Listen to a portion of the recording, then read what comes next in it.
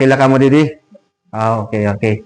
Kumusta man na niyo kuhan yan niyo relasyon na Ginoo? Nagbabasa ba kita ng Biblia? Waray hayo bali, waray mga Biblia.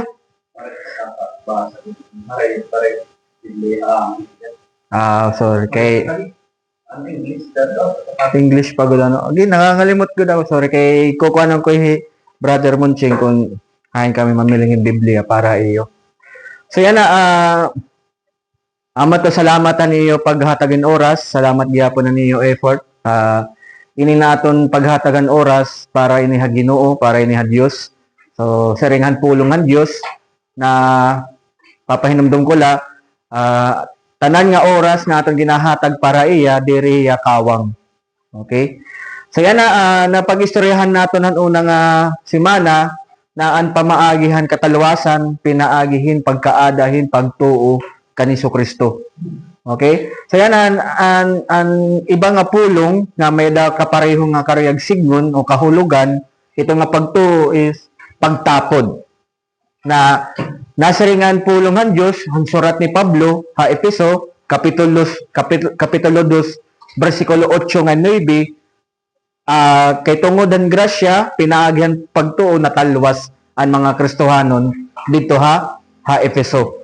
Okay? So, unta, nakaintindi ka mo, unta na nagkaada ka mo hin pagtuo or pagtapod kanisus na Jesus laan aton manunubos or paragtalwas.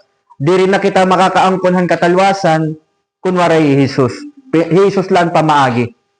Na intindihan niya? So yan nato niya na pag-istorya niya na magkakaada kita hin series or ma-focus kita partihan, panutluan partihan pag-ampo. Hinong ba din niya atin yan na nag-aampo? Nag-aampo ka mo, Didi. So yan natin yan na sentro itatong pag-istoryan niya na partihan pag-ampo. Ano ba ang imo panuyo or ano ba ang maupay nga panuyo or motibo partihan pag-ampo? Ano't maupay nga motibo? Ano mo motibo kaya ano ka nag-aampo? Para makarayo sakit. Okay. Okay, thank you. So yan ito na Jesus nagtutdog yapon niya partihan pag-ampo. Ngan ano ba ang angay likayan o maraot nga motibo han pag-ampo. So ini nga maraot nga motibo diri nini yagin papabuhat ha iya mga tawo o magsurunod. So anato nga na bersikulo pulong adi kita ha Mateo kapitulo 5 o 6 bersikulo 5 ngadto 6. Mateo 6:5 ngadto 6. Basahon ko lang pulong ng Dios pa Mateo naton. Nasiri nga di Jesus ang nagyaya kanini. Kung magampo kamo ayaw pagsubad han mga hipokrito. Gusto nila magampo nga natok daw ha mga simbahan han mga Hudyo. Ngan ha mga eskina han dalan para makit-an han mga tawo. Susumatan ko kamo han kamatuoran nakarawat na nera an era balos. Bersikulo 6. Pero kung magampo kamo sulod kamo ha iyo kwarto ngan saradhi an portahan. Ngan pagampo ha iyo amay nga diri nakikit-an ngan an iyo amay nga nakakakita han iyo ginbubuhat hin pasikreto mabalos ha iyo. So magampuan kita kadali. So ampuan kita langit no namay damo nga salamat ini nga kulop. Salamatan mo pa nga biyahe. Salamat han imo ginbuli ka mo niya nga adlaw. Nagaadi kami ana nagpapaubos nga tugutan mo kami na magkaadahin kalambrag han imo mensahe na nga anbaraan nga espiritu anamon magtutduha amon maghatag amon hin makusog nga pagkusogan pagtuo pasaylo kami namon mga sala kay tungod nga kami makasala kada adlaw kami nakakasayop pasaylo kami buligan mo kami yan nga makahatagin pagdayaw ining atak na dayawon ka waray katapusan ginaampo naman ini hangaran ni Jesus. Amen. So, otro ko lang ni nga bersikulo, nasa rin ni Jesus, kung magampo, kamo.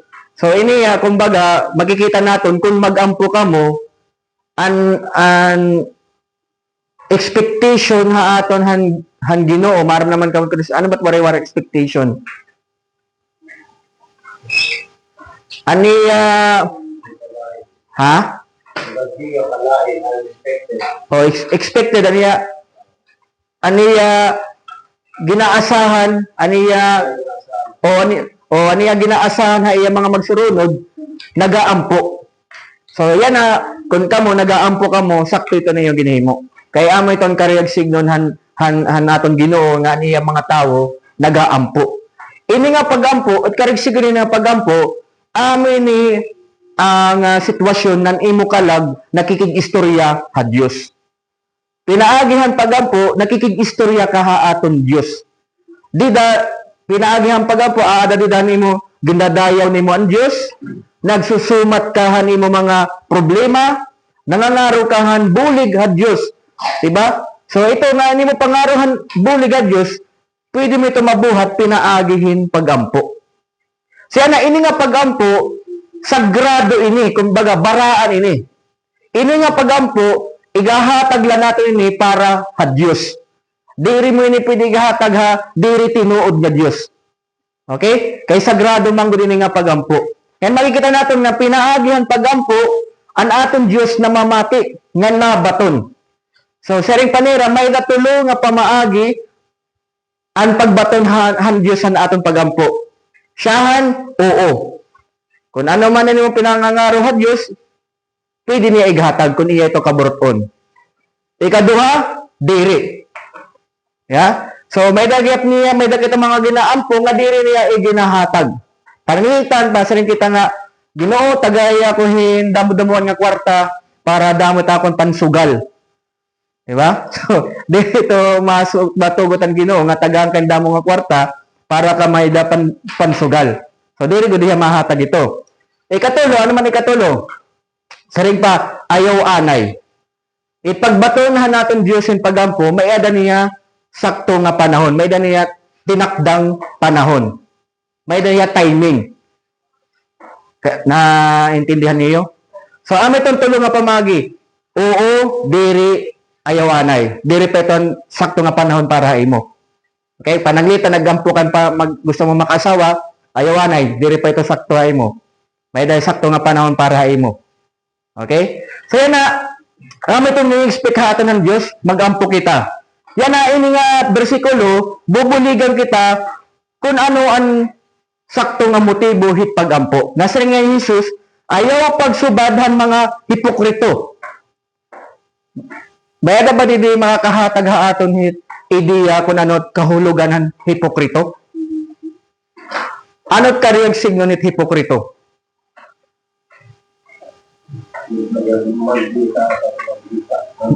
Maldita, may da pa, iba?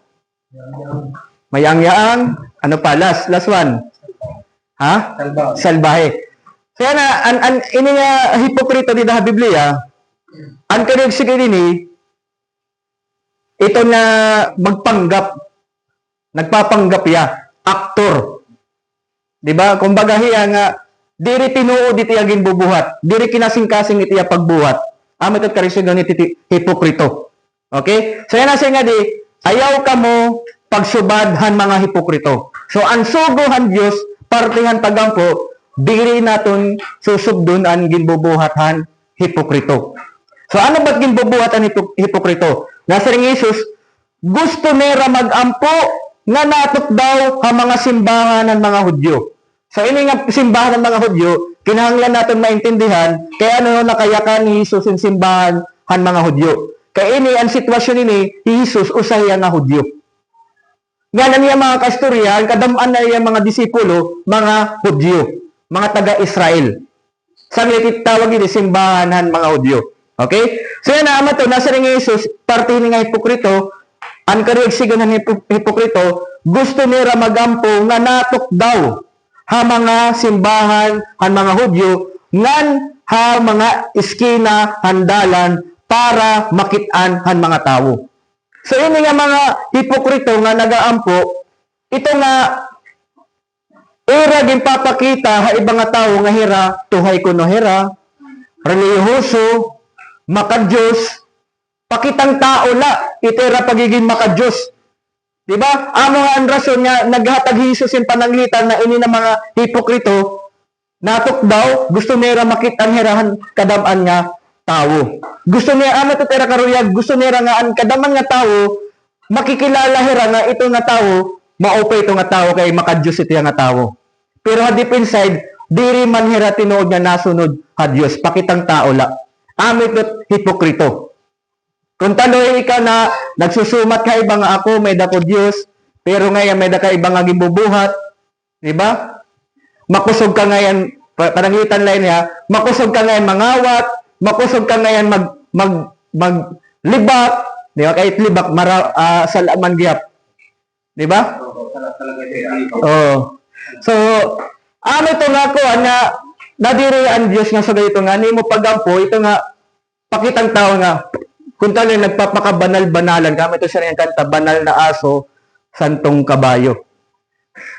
Di ba? So, nadiri ang Diyos nga, piki. Niya na. Piki ito mo pagampo. Diri tinuod ang imo pagkig-istorya ha Diyos. Nadiri ang Diyos nga imo pagdao pa iya, ang imo pakipaghimang rawa iya, diri kinasing-kasing. Kung baga nimo la patahap, nadiri ang Diyos. Kung ano mo panuyo para kaladayaw ng ibang tao, patahap la, ayaw pagampo kay nasisina ang Diyos. Nadiri iya nga makikig-istorya iya, ito napatahap la, diri kinasing-kasing pagdao pa iya. So, ito nadiri Jesus nga, itatong motibo tatong pagampo, ito nga, kanan hipokrito na diriya. Nga nasa nga di, susumatan ko kamuhan kamatuoran, nakarawat na nera an era balos. Ang kahulugan nini nga balos, reward. Ito nga nakarawat na nera balos, diriti kang hadyos nga balos. Diriti kang, ito nga reward, diriti kang hadyos. Kumiti kang yapataw. Nga ito nga mga tao, era kagin appreciate. Era kagin, bagagin dayaw. Uy, maupay ni nga tao kay kita daw, nagaampuy ya, ano na oras. Diba? Makadiyos good talaga niya. So, nakarawat mo na ni mo balos, pero diriti kang nga Diyos. So, yan na, sunod nga versikulo 6, na singa di, pero kung mag-ampo ka mo, sunod ka mo ha iyo kwarto, ngan saradhiha ang portahan. Ngan pag-ampo ha iyo amay, nga diri nakikitaan. Nga naniyo amay, nga nakakakitaan iyo mga gimbubuhat, hinpasikreto mabalo sa iyo. Yan na, diri ni karigsignon na kung ikaw ada kahadalan, ada kasimbahan, diri ka pwede magampo, diri. Ito nga, nasa ring Isus nga, sulod ka mahayo kwarto, sa diyang portahan, pananglitan ito. Na hindi mo pagampo, ito nga diri, dapat ino pagampo, ito nga diri pakitang tao, diri ka ng hipokrito. Diri ka nagiging aktor. Gustuhan Diyos nga magampo ka nga nito nga, waray na ito ng mga eksena nga bagan ka ng baraan, na mag-aampo ka kadami nga tao nga, Lord, wow, para kadayawon. Pwede na pagsekreto, bisan ada kadalan, bisan ada lahuna-huna, mag-aampo ka nga, Lord, buligi ako. Bisan hindi ka nagyayakan, basta kinasing-kasing. Diba? Ani mo panuyo, diri nga para makakarawat kang pagdayaw. Kaya nga mga hipokrito, nag-aampo nila, gusto nila makitan hiran kada mga tao, kaya nila panuyo, nila pagampo, makakarawat hiran pagdayaw ha, ibang nga tao, hakadaman nga tao. Nadiri ito ang Diyos. Gusto ang Diyos kung mag-aampo ka, tinuuray. Saglit naman ito nga sekreto, kailangan sincero imo pakig-istorya ha Diyos. Bisan nga ni kita ng mga tao, kung may ada nakikig-istorya ha aton nga hipokrito or diri sincero, di ba? Diri kita maayon. Gusto natin na ito pakig-istorya ha sa katawo, tinuod. Sincero. Diri ka baga ka gininuwat-uwat. Di ba? Amo gyapit itong karagsigyon naton Diyos. Kung kita magampo kita ha Diyos, kung makipag-istorya kita iya, aniya sugo ayaw naton subaron it mga hipokrito. Nanera panuyo, makakarawat irahin pagdayaw tikang ha mga tao. Okay? Ngayon nasa rin ang Jesus, parahan mga tao nga sinsiruan anera pag-ampo, pakig-istorya ha Diyos. Nasa rin nga di nga, ngan pagampo ha iyo amay nga diri nakikitaan. Ngan an iyo amay Anaton namay diri nakikitan. Kaya naman kay espiritu hiya. Ang espiritu diri nakikitan. Okay? So yan na amo ito nga magampo ka bisan hain ka dapit. Kaya naton Dios aadit aton Dios itiya presensya aadit ya didi itiya ginhimo.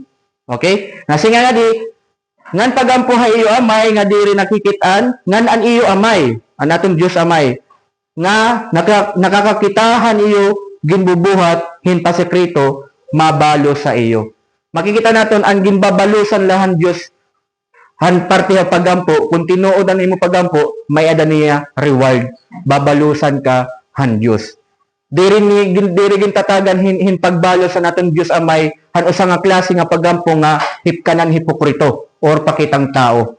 Ang ginbabalusan lang o gitatagan lang reward han aton Dios parte ang pagampo ng mga sincero. Diri ang mga kanan hipokrito nga pagampo. Okay? So sanglit amo ito nga amo ito kuan haton sugo haton ang Dios kung kita maguampo kita ayaw naton pagsubara hikanan hipokrito. Kay diri to mabalos ang Dios dida, diri to nahatag ang reward an naton Dios dida. Diri yan nalilipay. Okay? Nalilipay ang Dios. Sanglit ka na sa bersikulo, mabalo sa iyo ang naton Dios amay han mga pasekreto nga gibubuhat. Kaya kaya yan nabalos. Kay amay to ni nakakahatag yan kalipay. Okay? Nalilipay ang Dios kung sincero ka, kung tinuod iti mo pag-ampo haiya. Pagpaking istorya haiya. May ada ka mo pakiana, komento or clarification? Waray. So bisan na usa or duha ka tawo magyayakan ano man niyo mayayakan hitaton pinag-istoryahan niya na. Ano tiyo masisaring?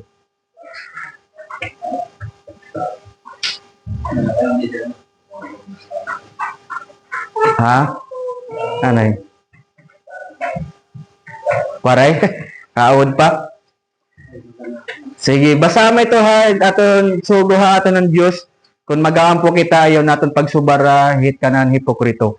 Kaya diri to dida na balos, wari dida reward, na ginahataga aton na naton Diyos amay.